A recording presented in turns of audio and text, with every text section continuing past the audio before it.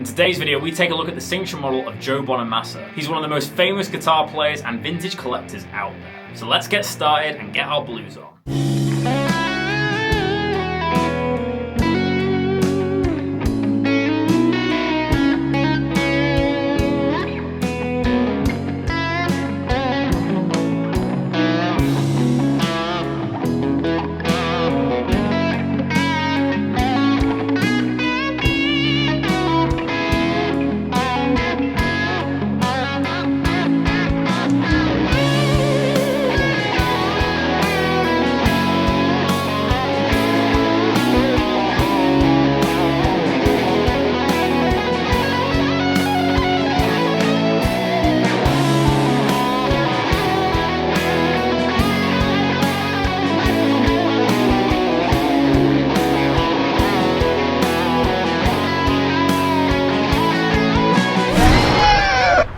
Hey guys, welcome back to Squealing Pig Guitars, the home of luxury shred machines here in Nottingham, England. My name is Ben Keightley, and today I have the pleasure of showing a Joe Bonamassa signature Les Paul. As you can see from the B-roll shots, this is in a tobacco burst, and this guitar actually came in two finishes. You have the tobacco burst, which we're seeing in today's episode, but you also have this guitar in a more classic gold top for a 57 guitar. Essentially, this guitar is a 57 reissue that you could pick up from a standard line on Gibson Custom Shop.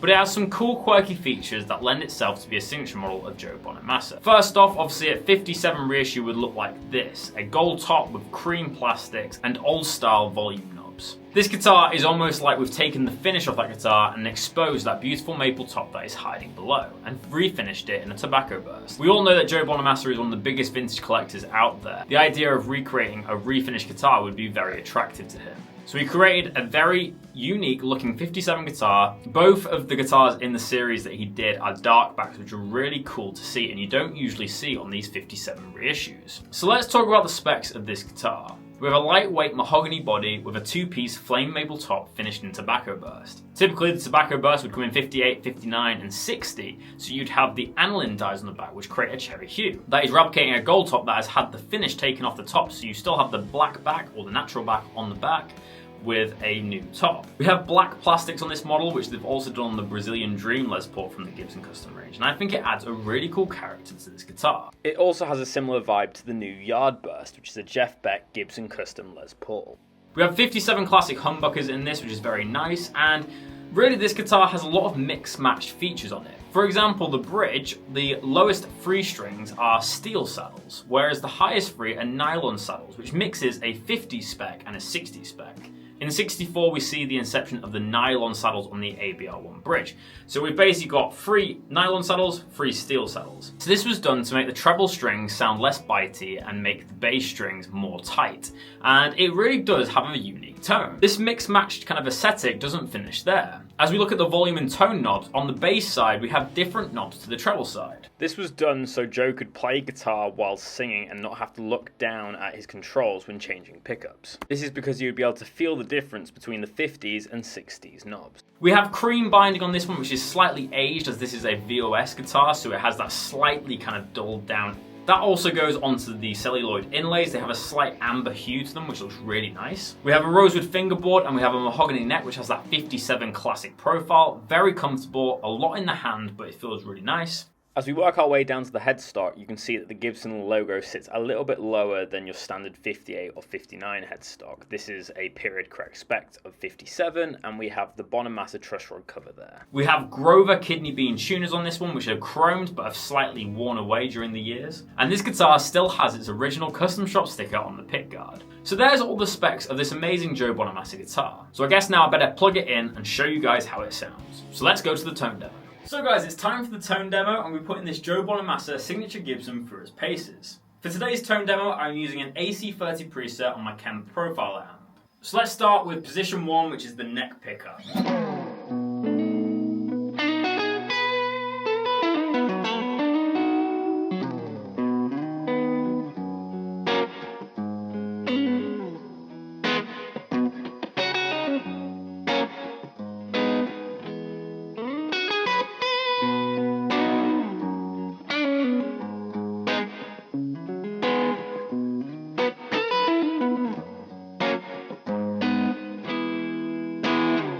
Let's hit the second position, which is the neck and bridge pickups together.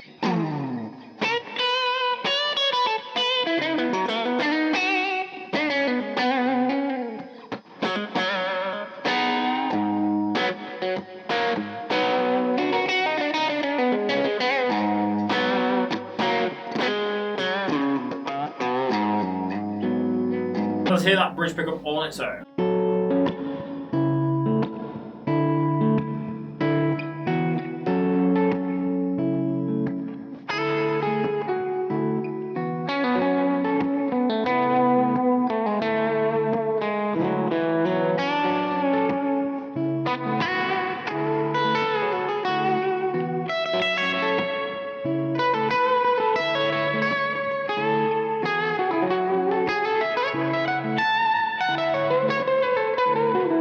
So now I've changed the amp setting to a little bit higher gain, and let's hear some chords. We're going to start with the bridge pickup.